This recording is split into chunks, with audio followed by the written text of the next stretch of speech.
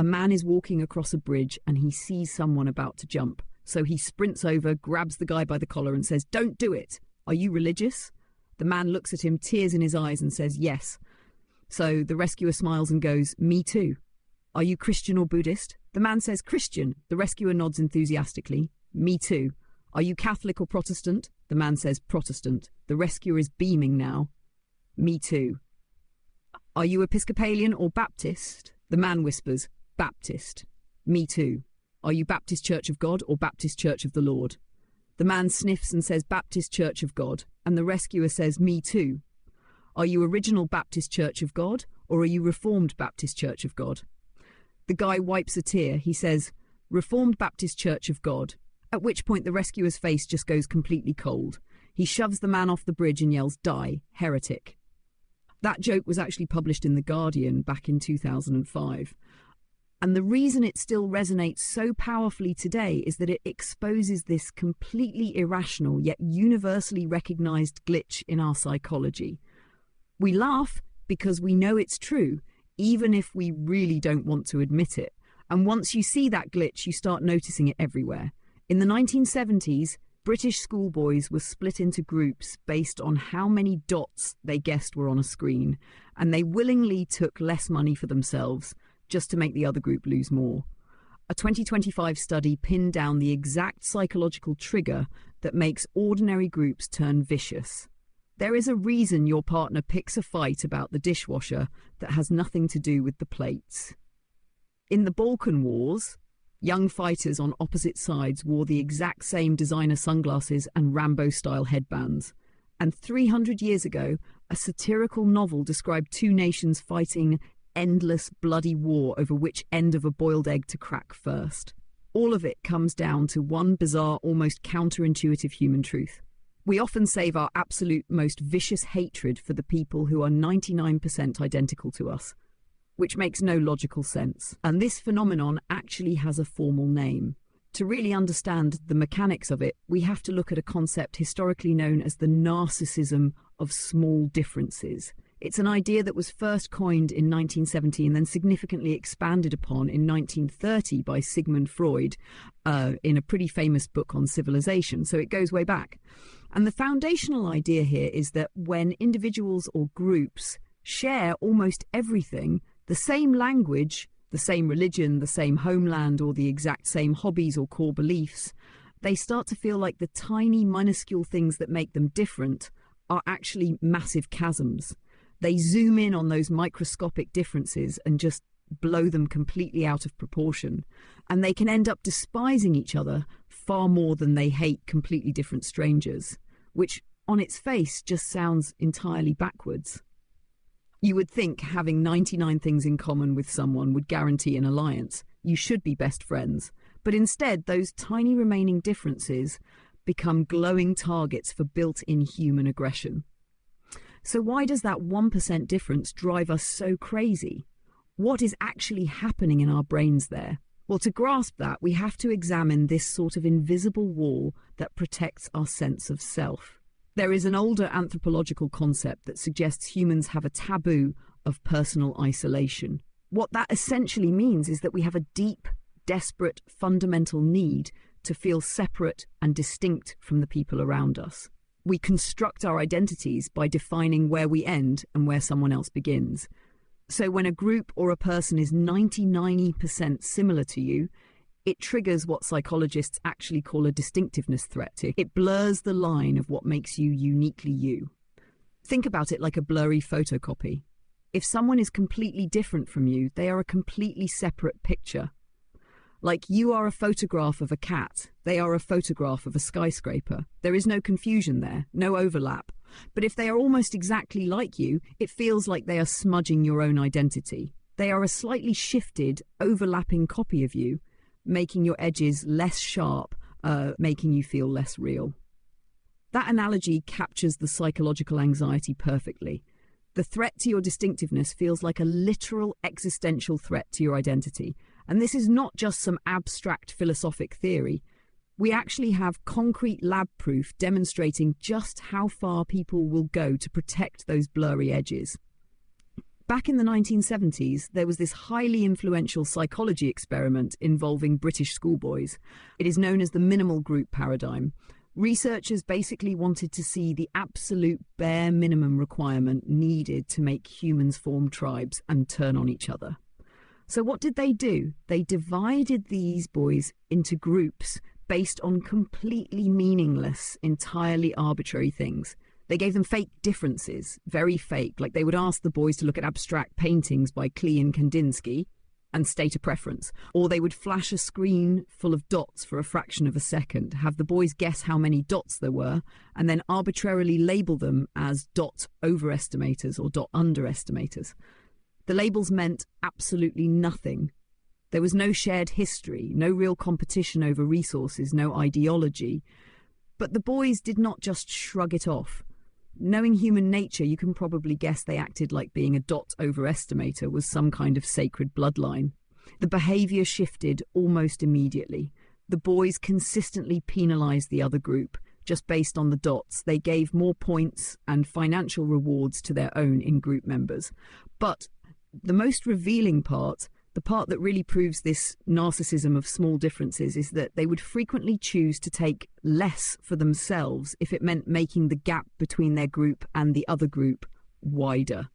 Seriously, they prioritise creating a stark difference over their own absolute gain. They would literally sabotage their own success just to make sure the other guys suffered more, purely to maintain a boundary over a fake label. And there is much newer evidence backing this up too. A 2023 psychology review confirmed these minimal group effects still reliably happen today in modern labs. But there is this 2025 study from the University of Groningen that really clarifies the specific trigger here. They tested almost 400 American participants using fake social media posts to see what kinds of perceived threats generated the most virulent hate. They systematically tested threats to a group's morality, threats to their competence, and threats to their distinctiveness. So if the distinctiveness threat is as powerful as that British schoolboy study suggests, you would expect the specific fear of blurring together, the worry that your group is not really different from the outgroup, to generate way more hostility than a standard attack on their competence or morals.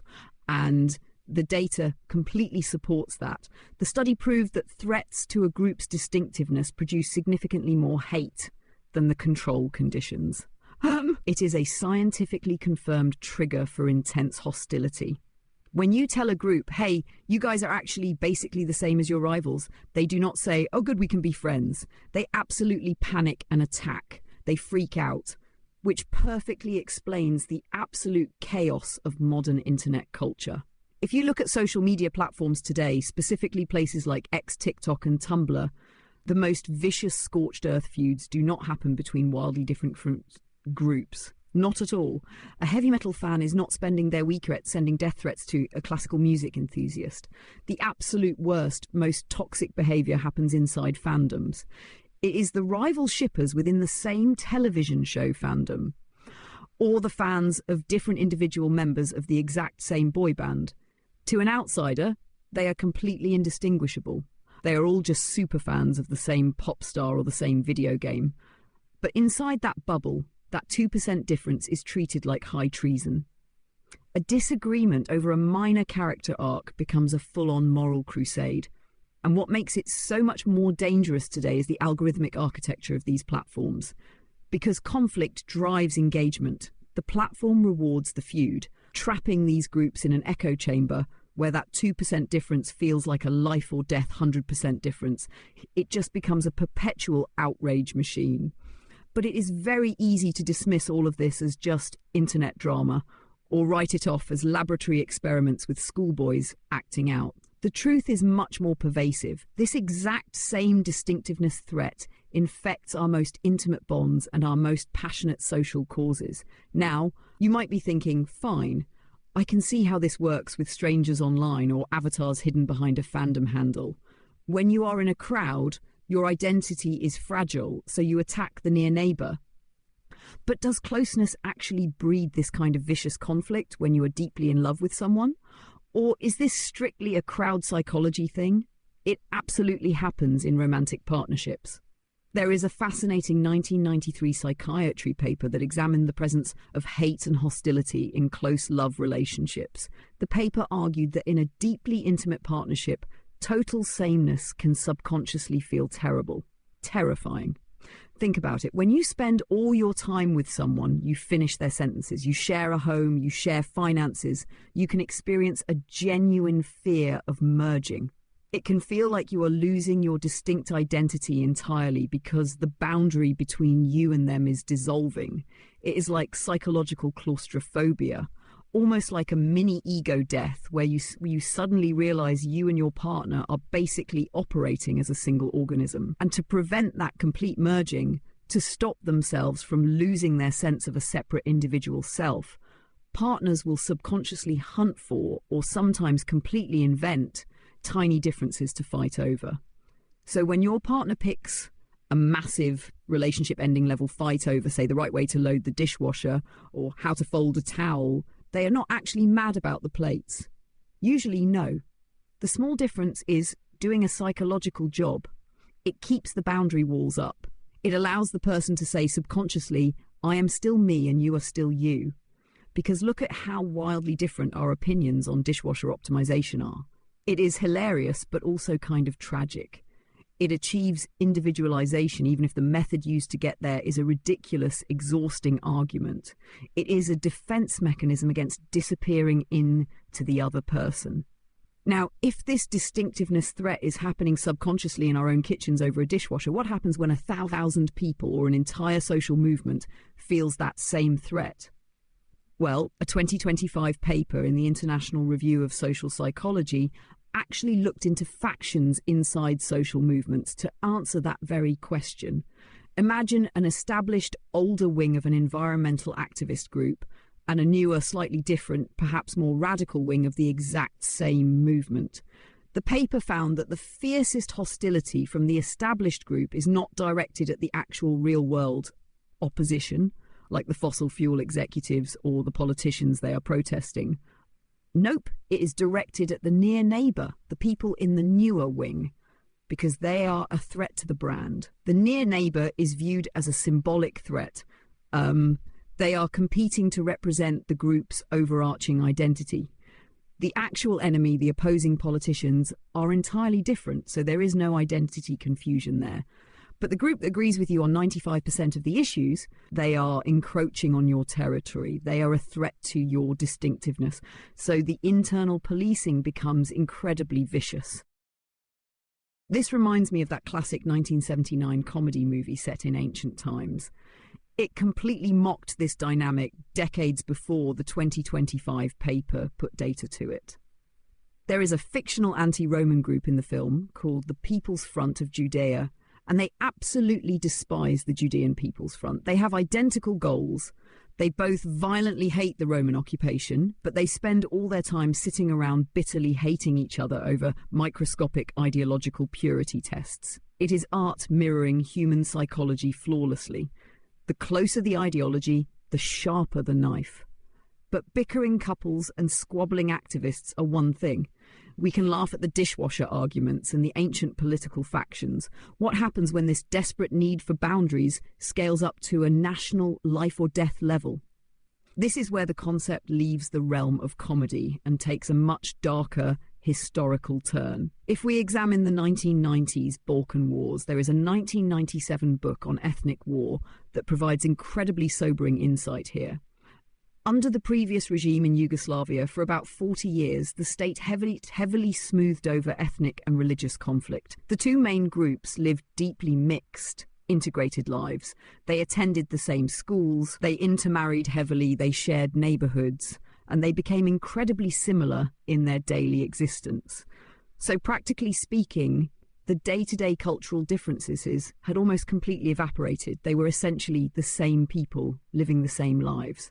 And the author argued that because the real practical differences had shrunk to almost nothing, the remaining symbolic differences absolutely exploded into violence when the state collapsed and tensions rose.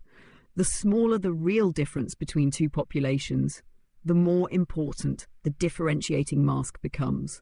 People hyperfixate on the tiny historical or religious markers because it is the only way to tell each other apart, and they literally wore the same physical masks, or at least the same outfits, on the battlefield. The author made this really striking observation about the young fighters on both sides of this brutal conflict. They were wearing the exact same global pop culture uniform, combat fatigues, designer sunglasses, Rambo-style headbands. They looked completely identical, listening to the same music, operating in the same climate. Yet they were killing each other over a desperate need to assert a separate identity. And the 1994 tragedy in Rwanda operates on a painfully similar dynamic. Two groups sharing a language, sharing a territory, sharing a massive amount of culture and daily life, yet the identity lines artificially hardened into utter devastation. But here is a crucial counter-question. Because as powerful as this psychological theory is, does it really explain genocide?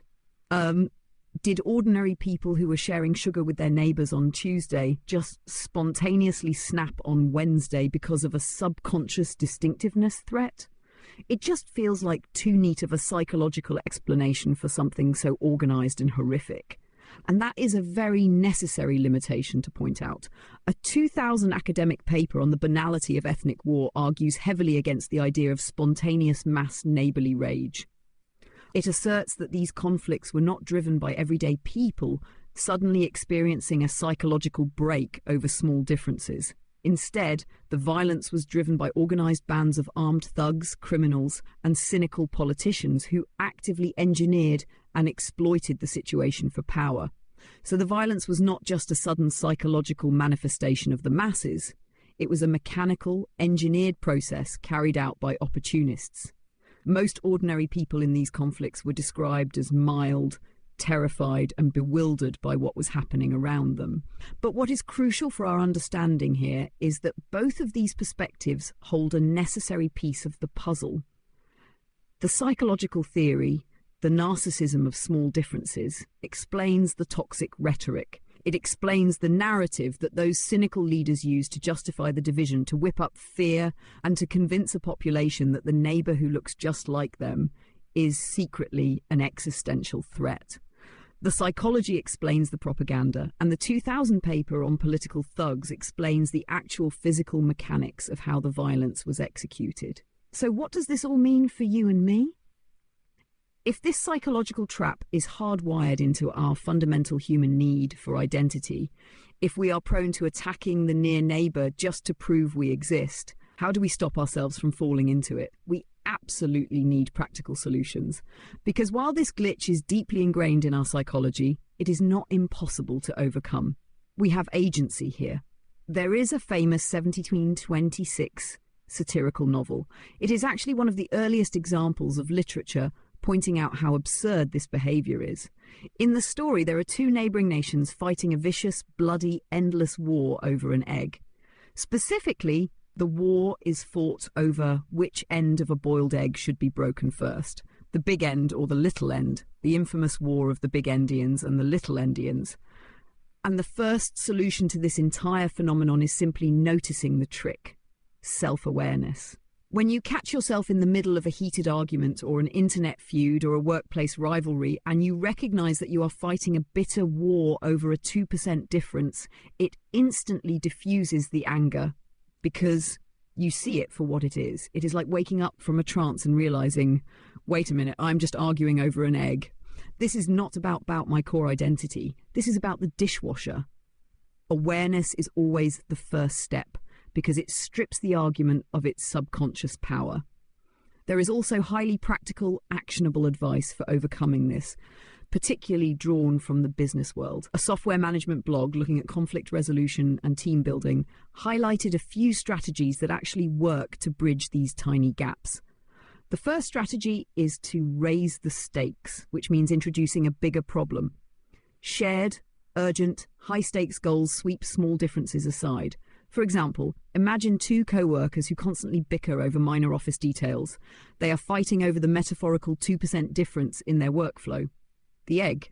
Now, If you take those two individuals and send them on a highly challenging, high-pressure business trip abroad together, navigating in a totally new environment and a massive shared goal, those tiny differences vanish instantly because the threat is no longer the minor difference between them. The threat is the external challenge. So they are forced to stop guarding their individual boundaries and merge into a team. Another critical everyday tool is active listening. Actually listening, not just waiting to talk, but specifically it is the practice of actually repeating back what the other side says before you respond to it. And that is hard to do when you are mad. It sounds almost too simple, but it forces your brain to slow down. It forces you to separate real, meaningful, substantive disagreements from tiny, ego-driven minutiae. Because when you say out loud what the other person is arguing, you often realize the difference between your stances is completely trivial. You hear how silly it sounds. Now, before we wrap up, here is something that really caught me off guard. It is a 2009 theory concerning modern consumer culture. It basically argues that our entire global economy essentially runs on the narcissism of small differences, that our buying habits are driven by this distinctiveness threat. Companies sell us the illusion of being unique. They market these tiny style differences, like the specific artisanal brand of shoes you wear, the exact model of smartphone you buy, the obscure logo on your sustainable coffee cup. We use these meticulously curated items to feel incredibly distinct and individualized from the person sitting next to us on the train. We want to prove we are not basic, but in reality it is fake distinctiveness. It is a differentiating mask again. It just masks how completely identical our consumption habits really are. We are all buying the exact same mass-produced stuff, participating in the exact same economic systems, just with a 2% aesthetic tweak purely to avoid feeling like everybody else. It is doubly unsettling, but it makes perfect sense when you view it through the lens of identity protection. And here is one more, actually a very hopeful one, because we have been talking about this distinctiveness threat as a hardwired human glitch, almost like a biological destiny. But it turns out it is not universal. There are exceptions to the minimal group paradigm. Researchers conducted a replication of that 1970s minimal group study, the one with the British schoolboys penalising each other over paintings. They ran the same setup in New Zealand, testing different demographics, and they found that Polynesian children in the study were far more generous to outgroups than the white children were. When put into arbitrary groups, the Polynesian children did not default to prioritising difference and penalising the other side. It completely flips the script. It shows that culture matters immensely. Strong community norms of fairness, equity, and collective well-being can completely override the psychological bias of small differences. We are not doomed to always hate the neighbour who is just slightly different from us, provided we foster a culture that values connection over hyper-individualism. So, synthesizing all of this, we all have a deep, fundamental need to feel special and distinct. It is a core part of being human, but hyper-focusing on the tiny, trivial things that separate us from our neighbours ultimately isolates us. True diversity, diversity of thought, of lived experience, of background is incredibly valuable and necessary for a healthy society. But fake uniqueness, the kind built on trivial markers and microscopic aesthetic differences, is just a psychological trap that breeds unnecessary hostility and keeps us apart. When we rely on fake distinctiveness to build our identity, we end up losing sight of our shared humanity, which leaves you with a question to mull over long after this video ends. Look at your own life right now. Look at your persistent workplace conflicts, your repetitive relationship arguments in the kitchen, your endless debates on social media. Ask yourself, are you actually fighting for a core value? Or are you just wearing a differentiating mask to avoid the terrifying feeling of being just like everybody else? That is a tough question to answer honestly. But what would happen if you let the mask drop, gave up the need for that 2% difference, and just allowed yourself to be exactly like the person across from you? Think about it.